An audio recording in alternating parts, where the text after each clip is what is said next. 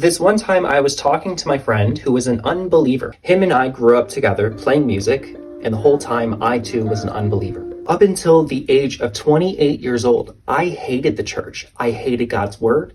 And in my lyrics, I would intentionally mock the Bible, having some knowledge growing up as a Lutheran. But one day, all of that changed.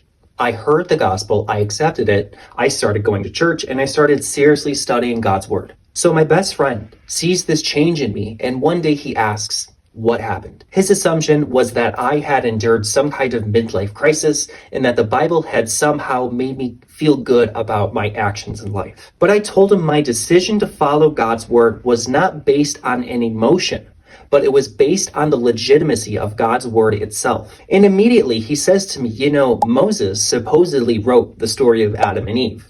And he was born thousands of years after that happened. So obviously Moses never had an actual revelation from God, and everything Moses wrote was just old stories that he repackaged into Genesis. And as a new believer, I was stumped. Unfortunately, I was unaware that this is actually one of the easiest questions to answer about God's word. You see, if you look online, there's a bunch of different theories. Theory of direct revelation, the recorded beginning or tablet theory, one known tradition theory, and it goes on and on and on. Most of these, not all, have some partial truth to them, but they ultimately miss the point in my opinion.